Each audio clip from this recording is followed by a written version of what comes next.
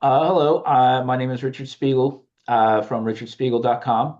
I'm former military and right now for full-time author of both the Eternal Knights and Wolves and Ravens series. I had the joy of meeting Kim Sorrelle and spending some time as a guest on her podcast today.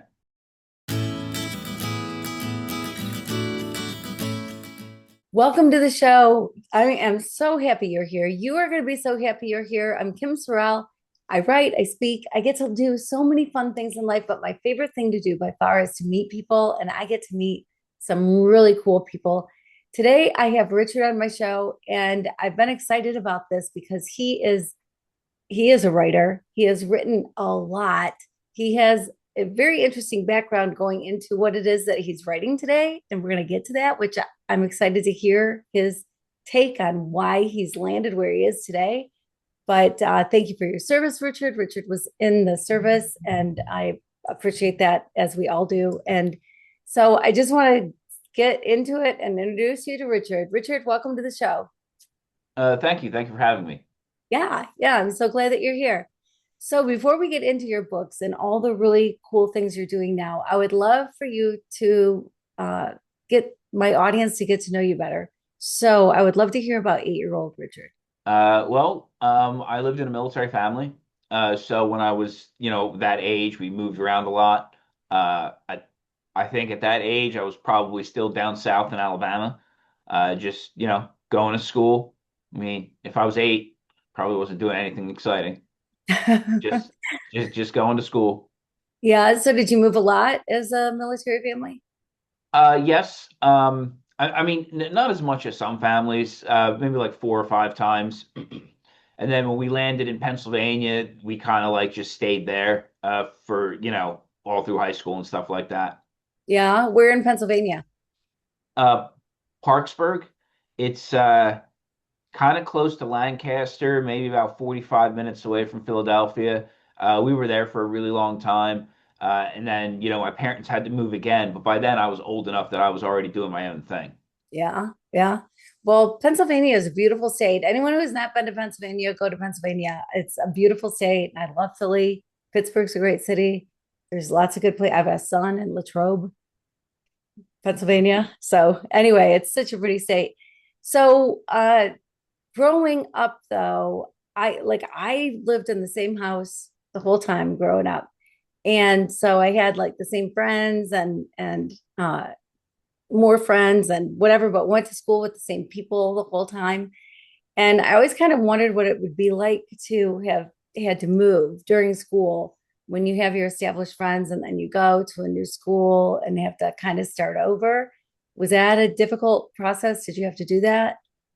That can be difficult because you're moving, you're the new person. It's always like a little stressful, and it's not that hard to like meet new people. But these new friends that you're starting to make, I mean, you're competing with friendships that have existed since kindergarten because these people haven't moved around. One of the best ways. Now, my sister had like one of those really bubbly personalities that she never had a problem. Somebody like me, I always had a problem, but I would just do a lot of extra stuff like sports and things like that. So you get to meet people like within the same extracurricular activities. But yeah, there were some challenges to it. Yeah. Wow. I haven't ever heard it put that way, but that's interesting because I do have these established relationships, and then you're coming in the new kid. And so, yeah, interesting. But sounds like it went okay for you. Yeah, So much okay, I guess, that you decided you wanted to join the service. Did you know all the time you were growing up, or when did you make that choice? I pretty much always knew. I might not have known exactly what I wanted to do or which service I wanted to join, but even when I was a kid, I always knew I would join. Yeah. So what made your decision, I guess, on which branch of the service? Well, honestly, through most of my childhood, I wanted to join the Marines. And that was based on nothing more than they had like the coolest commercials when I was growing up. Like the commercials for the Marine Corps were just like the most awesome military commercials I've ever seen. So that made me always want to be a Marine. And then in high school, I changed my mind and went into the Army, like my father. And I ended up going straight after high school to be a paratrooper with the 82nd Airborne Division. Ah, paratrooper. How did that go? I can't imagine that personally. I have a hard time like going to the second story of my house, I think sometimes. So going out of an airplane, was it frightening? Like you just Uh, yeah. imagine. Well, because I've never been comfortable with heights either, and people think that's crazy. It's like, wait, you're kind of afraid of heights, and you go like rock climbing, and you jump out of airplanes, and it's like, yeah, I don't know why. I guess you're just a glutton for punishment, or you're trying to face your own fears. I mean, when you're jumping from an airplane, you're so high up, you're too high up to be afraid of heights anymore because it's just like I don't really see anything anymore. So you just sort of just like jump out and whatever happens, happens. Yeah. So how many jumps did you have you had in your lifetime? Do you know that number? I think it was around 40 uh, Wow. from like the nearly 5 years. I was in the 82nd. Yeah, I think it was something like that. Yeah, that's a lot. That seems like a lot. Yeah. I Yeah. always wanted to go skydiving. I haven't done that yet because skydiving looks a lot of fun because you get to start up from a lot higher, so you get to free fall longer. When you're a paratrooper, your free fall is only like 3 or 4 seconds, and then all of a sudden, your chute deploys, and you have to figure out how to get to the ground. Oh, wow. Wow. Yeah, that's interesting. I didn't know that either about paratroopers, that it's that short and then there you go. But Yeah. you're still way up there. How long does it take to get to the ground? About 8 seconds. Yeah. It depends on what kind of, because you can also jump out of helicopters, which are a little bit higher up, but your typical normal jump is something like 1,200 feet. Like I said, you free fall for about 3 or 4 seconds. And then when your chute deploys, now maybe it's like another 12 seconds. Yeah, I think 8 seconds. I think that's how long you fall if your chute doesn't deploy. Oh, And oh good. that's bad. Yeah, yeah. Then I hope that never happened to you. No, no. I No, mean, you do have a reserve, so you have like a backup parachute. that's good. That's good. I would also think it would take a toll on your body. Does it? It does. You spend a lot of time learning how to properly fall, like how to hit the ground and roll, so that way it's not as bad on the body. But it does get rough on the knees. No matter what you do, it always does get rough on the knees and the ankles after a few years. Yeah. Wow. So after you were in full time, what was your transition? Because I you did National Guard as well, right? Yes. Well, when I was in full time, I was enlisted, and then after the deployments, I decided to leave the service. At the time, I didn't have any real intention of coming back. I had sort of changed my mind, like I don't want to do this forever anymore. But then I didn't really get along very well as a civilian. So I joined the National Guard as like a nice compromise so I could balance like what I wanted to do in the military with like my family. And then I had like civilian jobs and stuff like that. Yeah. Wow. Okay. So I had two sons that were in the Navy, and Okay. and I was always told, make sure that when you go into the service that you go into something that you translates to the civilian world.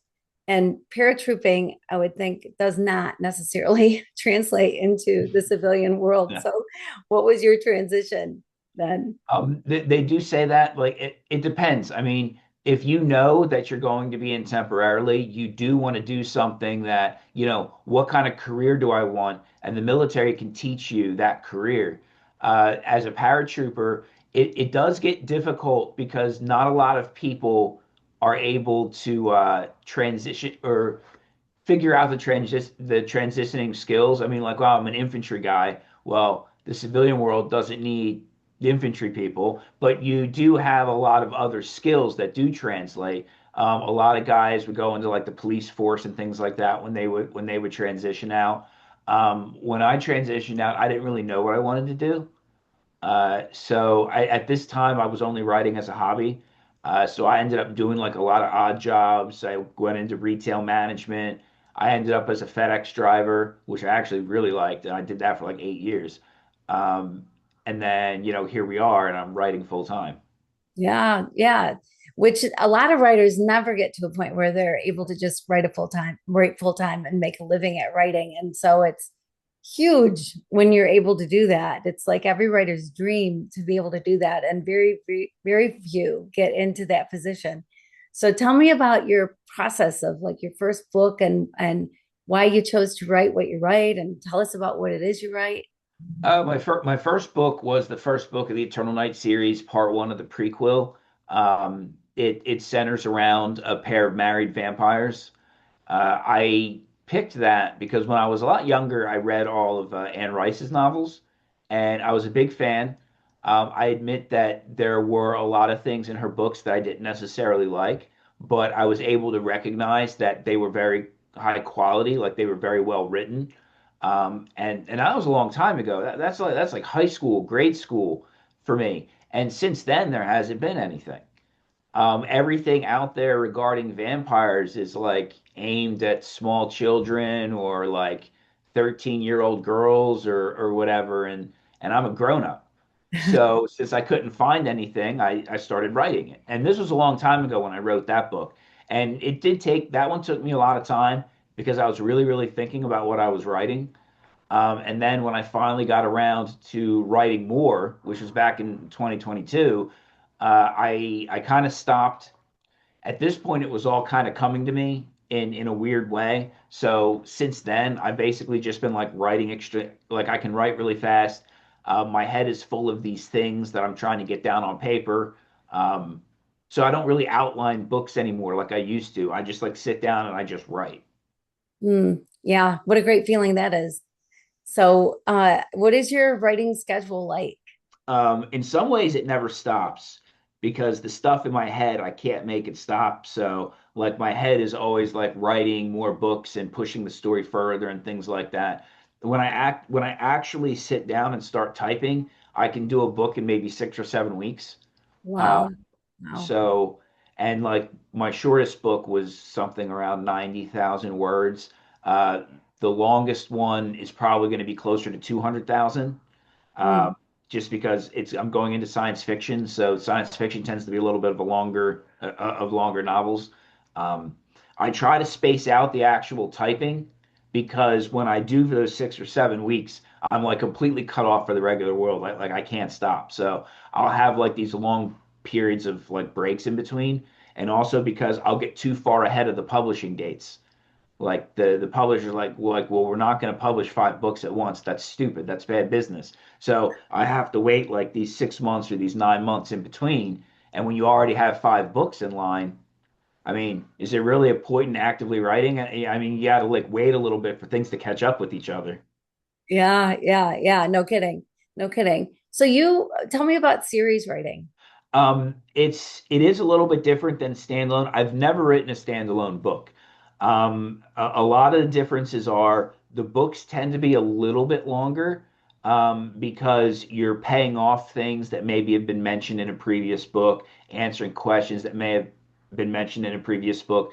Like, and it's tough for the editors because when they edit, they're editing the individual book and they will point out all of this unnecessary information or all these unnecessary scenes. And it's like, well, yeah, you could take that out and that book would make sense, but that stuff needs to be in there for the series. So Mm. people who read the first book will appreciate it. And then you always have to be careful with the endings. Um, I like my books to grow organically, but like the very end is the one thing that I'm very careful with because it always has to set up the next part of the story. Yeah, yeah. That's interesting. I would think that's quite an art to develop because yeah, because how do you set up so that people can't wait to buy the next one, but you also can't leave them hanging on everything, I would think. Right. It is a bit of a tightrope to walk for that. And then but the massive scale of Eternal Nights, I mean, it's going to be like, I don't know, maybe like 30 books or so, where like you don't have character arcs that complete themselves in one book. I mean, you have character arcs that are spread over like four, half a dozen books just because of how long it is and how long you're with those characters. You're always being introduced to new people because it's science fiction, so the scope is enormous. Every successive book spreads out the scope more and more and introduces more characters and things like that. Then you've got, characters who are, dying, and death is permanent in my writing. So when a character dies, they're just gone. Um, so yeah, there is a lot to keep track of. Yeah, so unlike soap operas where the character comes back again after they die and again and again. Yeah, yeah, Your and most characters. modern movies. Yeah, exactly, exactly. So uh there's something just so much better for me that if somebody dies, they die, even though you're sad about it and it's a character you don't want to lose. But when they come back, it's like, then what else is going to happen that's kind of, phony-ish or whatever, right? So I can see Yeah, where that would, there's no stakes if you I mean the reader ends up not taking it seriously anymore, and I pride myself on realism. I understand that I'm writing in fiction and fantasy genres, but that doesn't mean that the world can't feel as real as the real world. And when it grows organically, the immersion is complete because it does feel you feel that realism. And then you get emotionally attached and stuff like that. And then when things happen, if a character gets killed off, like you're upset and you're angry about it, like you were saying, and by that character not coming back, you can feel the stakes and the tension when successive action and combat sequences and things like that happen. yeah, absolutely. Very important thing, I would think. So when you were a kid, did you write? The earliest I can remember messing around with it was in high school, but Yeah. then I was just like doodling like short stories and other things just because I didn't want to pay attention in class. So I would just be like writing stuff, and the teachers would just assume I was taking notes. So it was mainly just a way to entertain myself. Did you have a teacher like in high school that was just really good and had you write stories, or junior high or at some point that you go, wow, this is kind of fun. I like this. I my 12th grade English teacher was probably the first teacher that recognized what I was doing and actually told me like she thought that it was really good and she liked it. And I don't remember if this was ninth grade or 10th grade, because English is a tough language because of all the grammar nonsense and all the rules that people made up for no reason, but we have to deal with them now. I always struggled in English class because I thought so many of the rules of our language are just stupid. And the teacher was always like, well, that's the way it is, and that's how I have to grade the papers. And one thing she told me was, if you hate the rules that much, write a book yourself and then make up your own rules. And I was like, all right, maybe I will do that then. Yeah, no kidding. Because when you do write, you can break rules. You can break Yeah, whatever rules you want to break, which is kind of nice. And I as think long as you're consistent. yes, as long as you're consistent. And I think too, it can be more interesting for a reader.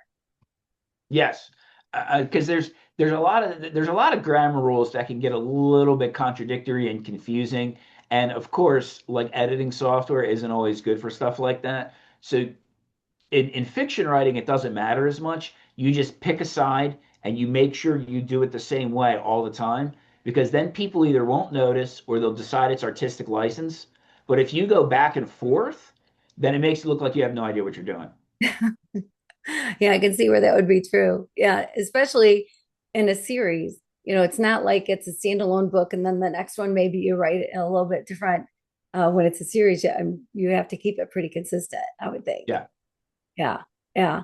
So you've been writing full time, and this is like dream work for you, like the time in between the books, because yeah, absolutely. I mean, you can't just release, right? There's got to be the build up and then the release and then the heavy sales time at the beginning, and then the next book can finally come out and whatever. But if you're that many books ahead, are you just going to keep writing and then you're going to have so many books that they're going to be released until you're 90 years old, but you're only 45 and you can just stop writing? Or how is that going to work for you? Well, I'm going to keep writing, um, and be ahead and everything. And we say like I write full time, but that's kind of like misleading, because that's another way of saying that I don't do anything most of the time, and every now and then I sit down and write something. Um, I'm trying to get better at the other side of things, like doing stuff like this, maybe doing more stuff with marketing and social media and things like that. Because I'm not a big fan of this part. I just want to, because I'm not somebody who wrote one book and I'm going to spend the rest of my life marketing it. There's always another book to write. And my preference is to keep my head buried in the writing and let other people do this kind of stuff. Although the interviews have been fun, so I like doing that. Um, and then there are other types of books that I'll be writing, so then maybe I can release them at the same time. But the advantage there will for the Eternal Nights, there will be an end to that story. But when you're dealing with characters who are thousands of years old, you have thousands of years to play with to write side novels. So Mm. I can keep coming up with ideas to write like indefinitely with that stuff. Yeah, yeah, so interesting. Where do your ideas come from? I know that you really like Anne Rice and you wanted something that's adult, not like the Twilight series that teenage God, girls no. or preteens love. There's a lot of people that love that series, but definitely for a younger audience, absolutely. And there are some sci-fi that are young adult, young readers, right? But you don't see as much, I guess, in the adult world. Or I guess you see sci-fi, but maybe not your particular sci-fi or what exactly you're writing. And so how do you come up with the storylines, or how do you approach your characters? I guess I'd also like to know.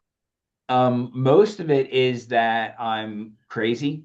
The same disabilities that got me separated from the military are actually very helpful when it comes to creativity because, like, from my conscious perspective, I'm not coming up with anything.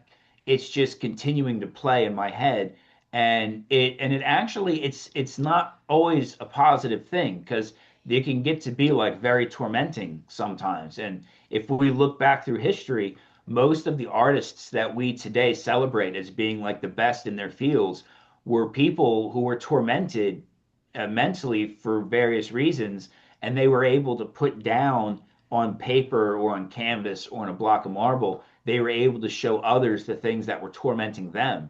And that's kind of how it works for me. I can't make it stop.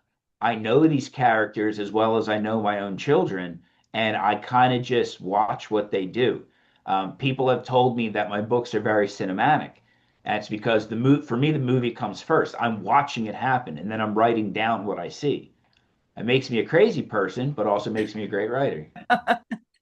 Yeah, no kidding. Yeah, that's a different brain for sure. Yeah, Not everybody's brain works like that. And I think to do what you're doing, you need that brain. And so it's a gift for you. Other people might struggle with it, but definitely a gift for you.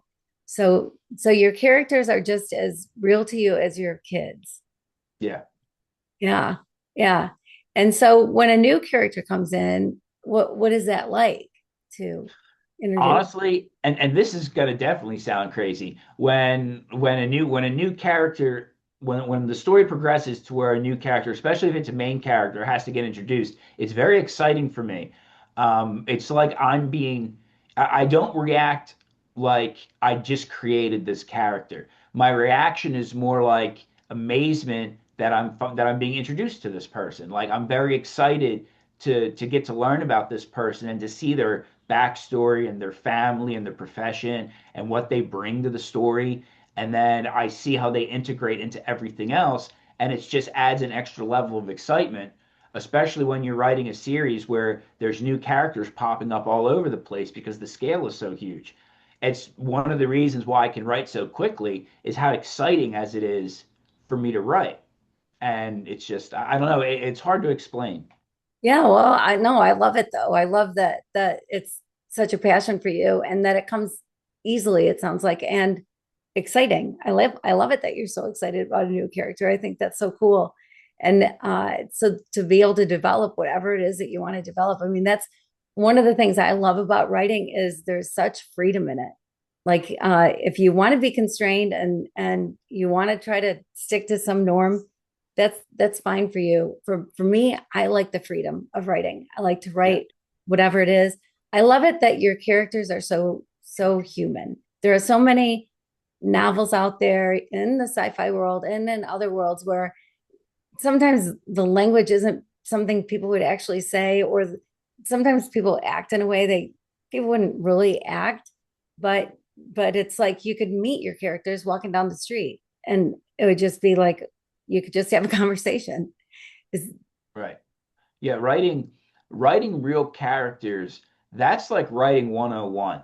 But it's the primary thing that has stopped happening for something like 10, 15 years. Nobody writes real characters anymore, and that's why the entertainment industry across all mediums has failed. It's irrevocably broken because all their characters are fake. They pander to the audience and things like that. And like you said, like their dialogue, nobody would talk this way. And I've been criticized for some of my dialogue being insensitive. Of course, the people who criticize that also love the books. Some of the dialogue is insensitive because it's them talking to each other. And I try to explain it. It sounds contradictory, but your characters don't know that the audience is there. They don't know that you're eavesdropping, so they don't care about you. They care about themselves and their own lives. You think this dialogue is insensitive. Well, this dialogue is none of your damn business because it's a personal conversation between these two characters. So when I start writing, the story grows organically, and I'm not thinking about the audience at all. And that sounds contradictory because obviously you want the audience to be happy for good business. But by writing that way, you actually create something that the audience likes more because it's completely immersive. And they say things like, "Well, is this going to age well?" Who cares? That's a ridiculous statement. No matter how much time passes, this world is still going to have nothing to do with yours. It's their world, not yours. You're just fortunate enough to take a peek at it. That's the way I feel about it, and I think that's how you get the most organic storylines. Yeah, gosh, I think that's so true. I love the way you put it all because it makes it sound so like that's the way people should be writing. Because it's true. It's, there's a lot of beach books. Sometimes I like to just read a fun beach book that is so unrealistic. I mean, whatever, uh, that kind of romance or whatever doesn't happen in real life. But uh, but the books that I love are books that are so immersive that you just are lost in the story. And then the characters start to feel like somebody not just somebody on paper, but you really get to know them. And I love the eavesdropping part. I love that you said that because it's so true. The characters have no idea that somebody's reading the book. That's not why Right. they're saying what they're saying. And you think about conversations that you have maybe with a best friend or maybe somebody kind of to the side and things that you might say that you wouldn't say out in public or you wouldn't just say to anybody, but those conversations happen. And so maybe they are insensitive, maybe they're not politically correct, maybe they're not going to make people happy to read, but I don't know anybody who 100% of the time just says things that maybe they shouldn't say. I put my foot in my mouth all the time. So I think that's real life. Right. And it's funny because and like I said, people who have criticized me on things like that have made sure to tell me how much they loved the book and loved the world. People have become so jaded by bad entertainment that they don't realize that those couple of things you didn't like actually is part of the reason why you liked the overall universe. Because nobody loves every single aspect of the real world.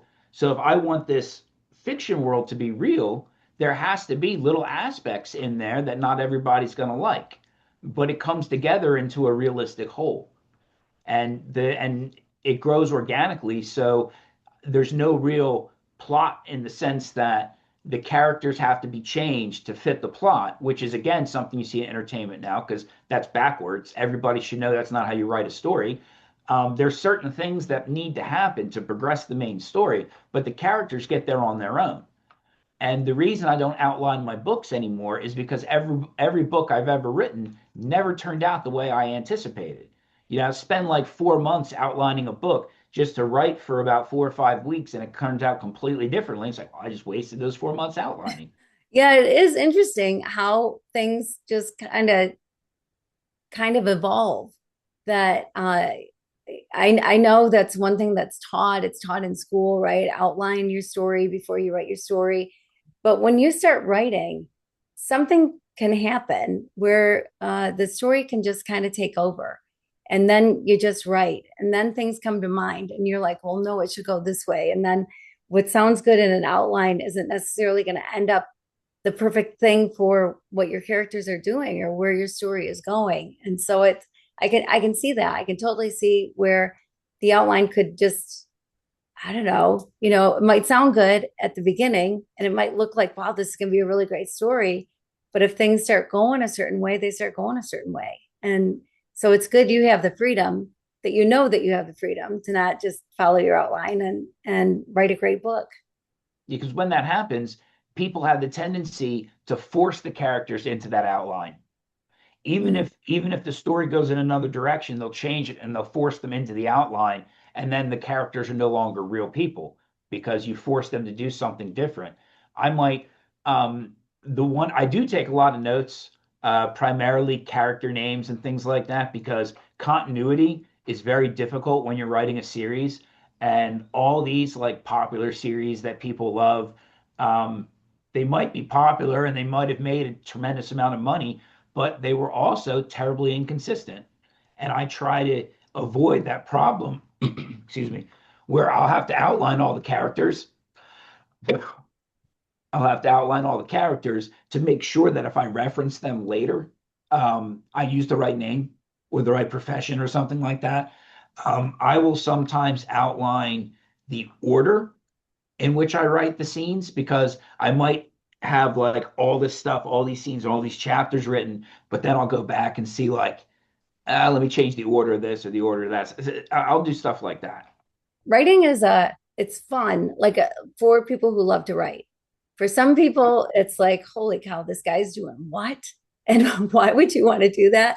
But like you said earlier, it's how your brain works. And I think that's true of most professions, engineers, it's how their brain works, accountants, it's how their brain works. And if you can figure out how your brain works and then use it for something that you really enjoy, life doesn't get much better than that. Like that's so cool. And you have kids. How old are your kids? 3, 7, 9, and 15.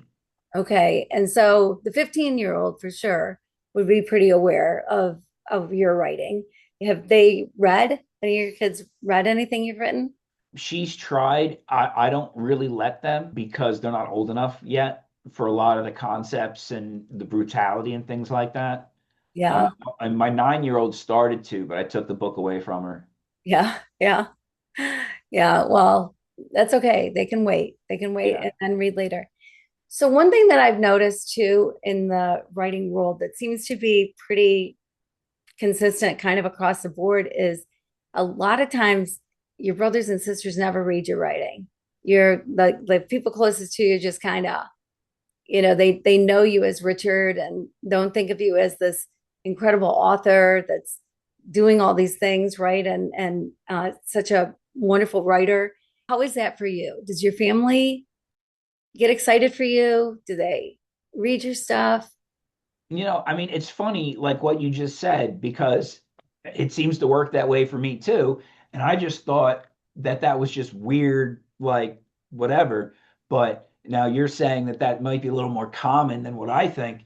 A lot of people close to me have purchased my books, but they do so more as a, hey, let's help you out with this new career thing that you're wanting to do. They don't actually read them, or they'll read like tiny parts or whatever. And I never got that. It's like you guys could really help me out a lot if you would read the books, love them, and tell other people, and this could spread organically because I trust in the value of the book, but they don't read them. It's like come on, even my own parents like. And people go, no, it's too scary. I can't read that. Well, we'll try. Yeah, Whatever. yeah. Yeah, I know. It is. It's kind of funny. I don't know what it is. I don't know if it's because they knew you when you were young and they think that all you can write is roses are red and violets are blue, or, they just don't trust that you must be so good because how could that have happened? Because they think of you still as this small child. Like I've got a son who's a doctor, and it'd be kind of weird for me to go to him as a doctor. Like I'm not sure that I'll do that ever, but I Oh, know yeah, that would be weird. it wouldn't it be weird? But he Yeah. knows his stuff. of course he's got to know his stuff and people like him and so he must be good. But it is kind of funny when I used to change his diaper and then now he's a doctor. And so I wonder if that plays in at all. But I've also wondered if there's a I don't know, I hate to use the word jealous, but there seems to be almost jealousy, I guess, that they can't be people can't be supportive. I don't know if it is jealousy or what it is exactly. Do you have any idea? I never thought about it, but I could see, well, like I could see that as a possibility. Um, I do think there's a big, I do think what I'm writing could play an aspect in it because, like you said, people closest to you don't might not want to expose themselves to that side of you, especially for me, since that side is so dark and stuff like that. When I wrote Origins, the part two of the Eternal Nights prequel, the whole final third of that book came out of nowhere in like 48 hours of like frantic typing, and I loved it, even though none of it was planned. But I was desperate to have it read because I needed somebody else to tell me if I had gone completely insane. Um, and because of what it was, I needed it to be a woman who read it. And at the time, I didn't really have any choices, so I sent it to my mother, and she actually read it. And I was like, I want to know if I went too far with this. And she's like, no, I thought it was great, but I mean, were you on drugs? Like, what the hell is that supposed to mean? Why, how could you possibly write this? I was like, I don't know. It was in my head because of the drugs. I'm not on drugs, Mom. What's wrong with you? But yeah. So I think That's that funny. could be a bit of it. Yeah, yeah. So we're both here to say if you're a family and friends of a writer, support them, read what they wrote, realize that we all evolve and grow, and you might really enjoy what you're reading. And it is so nice if you're supported by people that are closest to you. And I do have some people really close to me that are so excited anytime I have a book come out, and they're just so behind me and can't wait to read it and can't wait to tell their friends about it. But I don't know that anyone I'm blood related to has ever read anything I've written. Yeah, I've been giving my sister my new books as soon as they come out. I don't think she's read any of them. In Yeah. like it's been 3 years. I don't think she's read a single one. Yeah, well, if they're signed, maybe she can sell them for a lot of money someday. She better not. I'll find out. No kidding. Yeah. So, tell me about your reader. Who are your books for? I originally I originally used to answer that question just by saying like a more mature audience, mainly because of the concepts and stuff that I explore. But when I say that, I think people were automatically thinking like I'm talking about older age groups, and I'm not necessarily talking about that.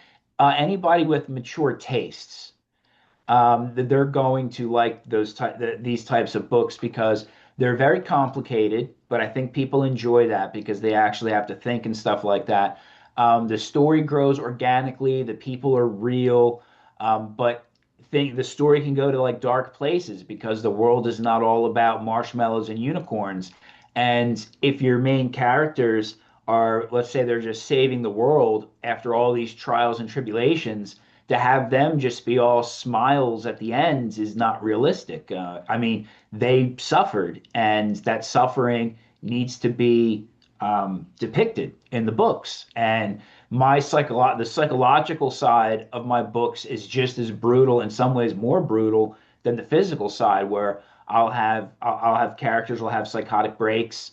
Um, I'll have characters who are actually suicidal. I tackle things like suicide. And then on the physical side, I'll go as dark because I deal with like really dark antagonists. I go like good and evil, not just good guys and bad guys. So, I mean, there's no boundary I won't cross. I mean, the books get into things like rape and crucifixion and stuff like that.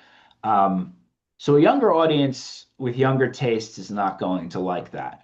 Um, the younger audiences don't care about books making sense. They want those few gimmicks and tropes, and then they're just happy. So that's why YA novels are so popular, even though they're all exactly the same. It's the same formulaic list of gimmicks where I don't have any of that. Um, but like I said, a person with a more mature taste is going to be looking for exactly those things. Yeah, yeah, interesting. Yeah, and tackling some of the toughest things of life, uh, that's something that very few people will do. That very few people will take that risk because it's risky to do because you don't know where it's going to land exactly. Although, like you said, you're not writing for the reader, you're writing for the characters, you're writing your story, and then the reader gets to look in on it. But it is risky to write some of that stuff, but it's also real life, and the things that we don't want to talk about. And sometimes I think things that we don't want to talk about, we don't talk about, and then it becomes a bigger problem than it really is, Yeah. or than it needs to be. I mean, it's a I big like at first I wasn't sure I would be allowed to publish it. I didn't know what the rules were. When I finished Origins, I was really proud of it, but I really didn't think I'd be allowed. I thought the publisher would say like you went too far, you got to tone this down. But the editor loved it, thought it was amazing that I went in the directions I went. She explained that books are different. I wasn't thinking about, I was thinking like TV ratings, stuff like that. And she explained to me how books are different and it's not full of gruesome pictures, so I can write whatever the hell I want. So I was like, oh, okay, well, that's nice to know. Um, but people do appreciate that realism because at least on some level, everybody has felt everybody has felt stressed. I mean, everybody feels stressed, and most people have been stressed to the point that like it affects them in a way that they don't want to admit because it makes them feel weak and things like that. You write books like this that cross into all those dark corners in an organic way. People appreciate that because they get to see the realism. They get to see like, oh, I'm not the only one that feels this way. I mean, if characters this powerful in this real world can feel this way, then I'm not as abnormal as I thought I was. It wasn't my intention to do this, but I've had people ask me if I was writing this way specifically to increase awareness for mental health and suicide and things like that. I never thought of that. It does, but I never thought that way. That's the way the story was going, so that's what I wrote. And most people won't do it. A combination of, like you said, they're afraid to, or they simply don't know how. You can't write these things unless you're a victim or a seasoned professional. All those people in between, they can't do it. If they tried, it wouldn't work because they would Mhm. have no idea what to write. Right, right, right. And so it is so interesting to read, like, um, I don't know what things are really like, or to explore that instead of I I think it's so interesting that you do write this way and that you're not afraid of any topic. Like you will write about it because for one reason, exactly what you said. When you know you're not the only one that feels that way, you feel a whole lot less crazy, right? And when Yeah, you know you're not the only one who's gone through something, then it's like sort of this interesting validation that okay, it's not just me. It's there are other people that have gone through this and and lived through it. And there's a light at the end of the tunnel, like they got through it or whatever ends up happening. But to be able to relate to a character and go, wow, that's exactly how I feel. Or wow, I my friend went through that and I never realized the depth of it or whatever it is. Because like you said, unless you've gone through it yourself or you're a seasoned professional, how do you relate? You can say, gosh, I can feel you, but can you really, right? Like you can have sympathy, but it's hard to even know what to say when it's something you haven't been through. yeah. And since it happens organically, even if a person isn't able to relate to those exact experiences, by the time they happen, the person is already related to the character and they can appreciate the terrible things that they're going through. It might not hit the same way as if they themselves felt it, but they're still going to enjoy. Well, enjoy might be a weird word to use for something like that, but they're still going to appreciate the realism of that this whole aspect exists. And then the reason why most people don't know how things like that really play out. The media gives us a false impression, even when they're trying to increase our awareness, the media gives us a false impression of mental health and up to and including like people who feel suicidal and stuff like that. So all of the things that you have been told to look out for and to do and to say, they're all wrong. Everybody's wrong. The two groups of people that know better are seasoned professionals and victims. So if you don't know what you're talking about and you try to write scenes like this, you can do your best, but your scenes are going to be nothing but tropey. You're just going to write the kind of stuff you've seen on television, and that stuff's all wrong. Whereas my scenes play out much differently because they're realistic with what the people like. It actually is a little frightening. I've had people tell me they had to stop because it was scary. So it's supposed to be scary. Keep reading. That's right. That's right. Just keep the light on. If that's what you need Yeah, to do. Right? exactly. Right, right. So how attached do you get to your characters? Oh, incredibly attached, incredibly.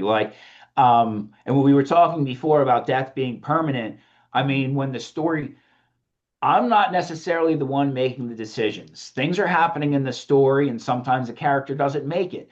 I almost stop and think about ways to rewrite the scene to keep the character alive, but then it kind of becomes fake. So it's like I have to say goodbye to this person, and I really am not a big fan of that. Mhm. It's a lot easier to kill off side characters that you barely know. That's why they do that on television all the time. The main characters never die, and the only reason the extra characters are there so they can die.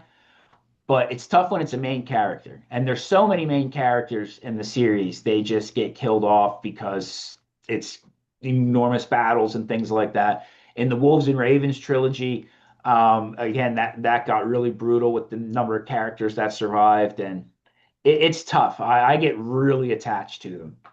Yeah, yeah, I would imagine that you would. And I was wondering what it would be like for you to have to say goodbye to a character that Yeah, that you've known and you've developed and whatever. I think of like Game of Thrones, where every week or every book, whatever, you didn't know who was going to die next, and they were main characters, and it gave it a whole different level of intensity, I guess. And because yes, you never knew who was going to survive. And like you said, most everything else, they're going to survive. Like you go into the movie knowing Will Smith is going to be alive. His character will be alive at the end of the movie. Like he's not going to die. Right. And, right, and so there's something about that maybe gives you a sense of peace in your head, but also leaves little to the imagination or the suspense or the excitement of it, because you already know the main characters are going to live, right. right?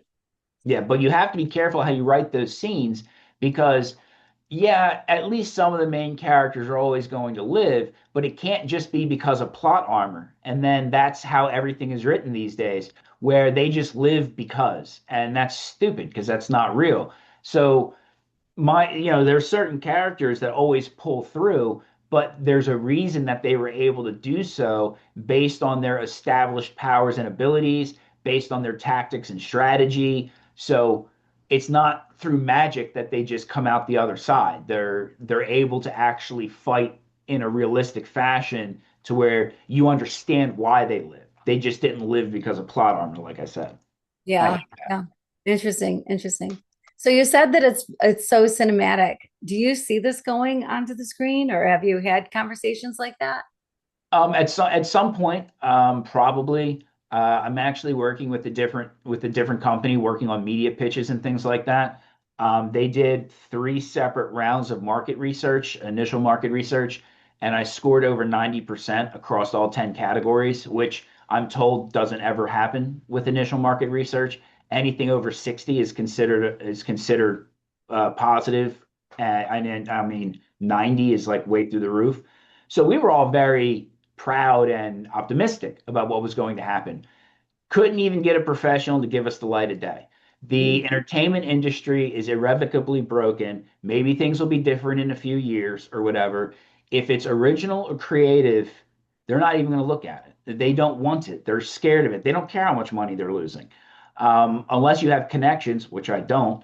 It's like, so you've got something that 90% of the population wants to see and you have documented evidence. Now we're going to reboot Batman for the ninth time. Even though nobody wants it, nobody asks for it, and we'll probably lose, $30 million. That's what we're going to do. So we've given up. We just like no one, so we're looking at streaming services, which is actually better for me anyway, because turning a book into a screenplay is very difficult. You have to cut like half the book out. And this company that I'm working with does this professionally, and they were struggling. They're like, we can't figure out how to do this with your books because every little thing that we cut seems to affect the overall story. I was like, well, yeah, because I don't write filler. Like every one of those 300 pages or 350 pages is necessary. It's like, so we can't figure out what to cut. But if you're going to do episodes, then you actually have to add stuff. So that works out better for me anyway. So we'll see how that goes. Yeah, yeah, very interesting. Yeah, it'll be interesting to follow you and see how it does go because it sounds like it should be something that because it's something that people want and so maybe there'll be a turn on things. Like I know like I love a good Disney movie. Love them. They're but they have the same this happens and this happens and this happens, this happens and this happens and this happens, right? And romantic comedies, they follow the same story arc and just different Yep. characters in a different place. And I love a lot of them. Like, they're just a fun watch on a Saturday afternoon, or I don't know, whatever. I actually most of the reason I go to the movies is for the popcorn. So if the movie happens to be good, that works out nicely. But this is entirely different. And but I would think though too, like Game of Thrones, that was so out of the box for so many people, right? To watch and see. And but it was highly popular. And they even made a couple versions of it because for some people it was too extreme. And so they, you know, cut out some scenes, whatever they did to have a tamer version. So kind of anybody could watch it but it was so different. And I don't know since Game of Thrones if there's been anything like that that's come out that has been, uh, I don't know, not afraid to kill people, Yeah. not afraid to dive into some really crappy stuff. And why do you think that is? I mean, you think it's just because ratings and that's what people are looking for and that's it and they're afraid or what is it? I think a lot of it is that they're afraid to depict stuff like that. Especially because I think Game of Thrones was on a television channel, wasn't it? It was HBO or something like that. I think it was, yeah, yeah. When it comes to TV, even those premium channels, they seem to be really skittish about what they produce. But when it comes to things like streaming services, there's all sorts of mature content there. So like that's kind of where you go, and you'll find a lot of adult entertainment. And that's another reason why we're looking in that direction, because despite how popular a lot of R-rated movies are, most studios want that PG-13 rating because they think they'll make more money. Whereas you go to like Netflix, and half the shows on Netflix seem to be TV mature. So I Yeah, mean, sure. you're gonna get a lot better odds there.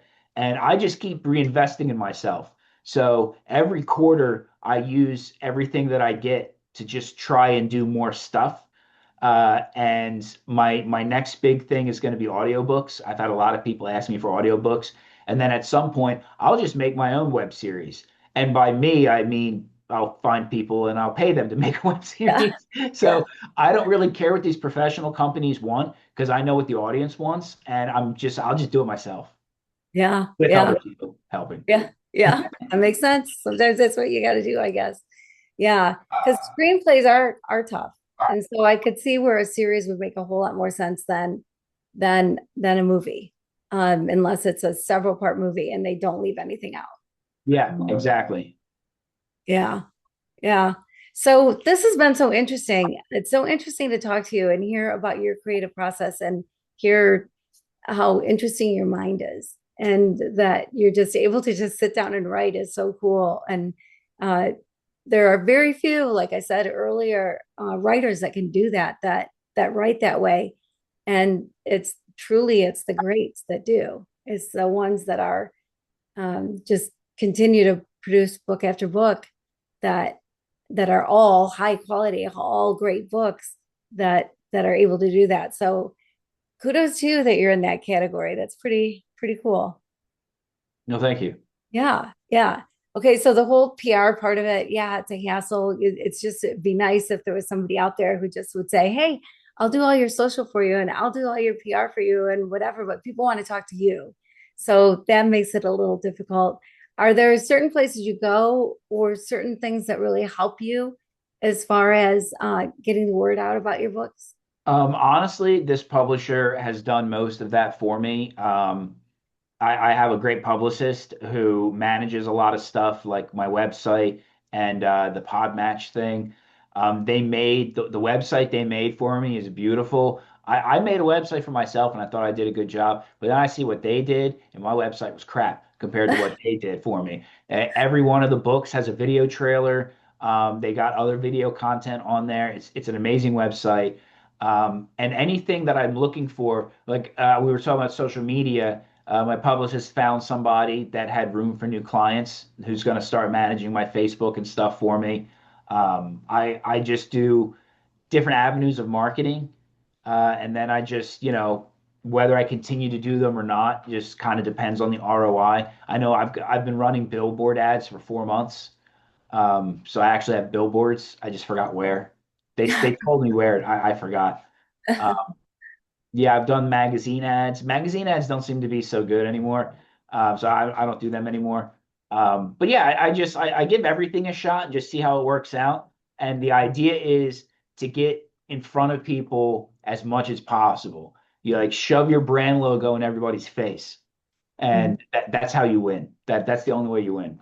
Yeah, yeah, yeah. So true. And be consistent and be often and be loud, right? On social, Right. especially just be loud. Just be there all the time. And yeah, which is a full-time job all by itself. So it can be really difficult. And I think that's a problem that authors in general run into is they just want to write. And this other stuff is not their forte, but it's necessary. And even with a publisher, a lot of publishers, like when I publish books, my publisher has PR people, whatever, for a time and there's like a sprint at the beginning kind of thing and then but you really have to on your own do so much of the publicity and keep it going, keep the book alive, and keep doing things to make it sell. And it can be hard. You just want people to go, wow, this is such a great book. I'm going to tell 100 people how great this book is, Yeah, and they're all going to buy it, and they're going to that would be each tell nice. 100 people. Yeah, wouldn't that be nice? I Yeah. mean, you never know. You can only, it only takes one crazy person like that, or one person that happens to also be a social media person with like 10 million followers or whatever. But for the most part, and something that a lot of authors don't realize, for the most part, whether your book is really good or really bad, that doesn't matter at all for about the first 18 months or so. It does not matter. It will contribute very little to your success or failure, the quality of your book, because that takes time. People have to buy it, they have to read it. Most of those people don't care enough to tell other people because most people don't give reviews. They just enjoy something or don't enjoy something. So, for that organic growth, or in the other direction, it takes a while. For the first year or whatever, your book could be terrible and it would not affect your sales. What affects your sales is getting in front of everybody. And then Mm. they all buy your book eventually because you're getting in front of everybody. Then maybe they all hate it and it doesn't sell anymore. But quality doesn't help you in the very beginning. It's just kind Yeah. of the way it is because Yeah. nobody knows about about the quality. Yeah, so interesting. That's so interesting. But yeah, it's true. It's true. Yeah. Huh. Very interesting. And you want your book to last. You don't want it to be here and then it's gone. You Exactly. want quality so that it keeps going. This has been so interesting, Richard. Thank you so much for this and for talking about it all. Where can people find you? Where can people find your books? The easiest thing is my website, www.richardspiegel.com. Very easy to remember. And like I said, the publisher made that for me. There's all sorts of videos on it. I've never seen books actually have like videos slash movie trailers, but there's trailers for each book. All kinds of purchase links. I mean, I'm also, of course, they're available directly on Amazon, but that's not as much fun as seeing the videos first. I'm on Instagram at Richard Spiegel Books. That's kind of a work in progress. And I also have the Eternal Nights or Richard Spiegel on Facebook, which is also for my books again, another thing that's sort of in progress. Yeah, yeah. So your website is the place to go for sure. Yeah, yeah, that's the nicest thing I have so far. Yeah. Anything that we didn't talk about today that you wish you would have been able to say? No, I mean it's been a while, and I think we covered just about everything. Yeah, yeah. Well, good, good, good. Any advice for people that want to write? Um, don't give up and be very, very careful. Because if you're like me and you don't have connections or anything like that, you're going to end up having to do it on your own. But there are a lot of companies that just want to take your money. You got to be real careful when you find a publisher, do a little bit of research, make sure you're at least getting, some quality work for your dime. Um, and ignore those phone calls because you'll get 12 phone calls a week of other people wanting to take your money. So you just got to be real careful in the industry. Yeah, yeah. And the industry has changed so much because there's so many different ways to publish these days. And Yeah. so, yeah, yeah. Well, thanks so much. I just really appreciate you. I appreciate your dedication and I love that your brain works different than a lot of people's and that you're able to do this and put quality, high quality stuff out there. So thanks for what you do. All right. Well, thank you. It was fun. Yeah, yeah, it was a lot of fun. And thank you everybody for joining us today. If you know anybody who would love to hear Richard's story, love to hear how he thinks, how he writes, what he does, please pass this episode on to them and let them enjoy it. And I just want to say thank you so much again, audience, for joining us. And I just pray that until we see each other again, that you keep your heart open and you live your love loud.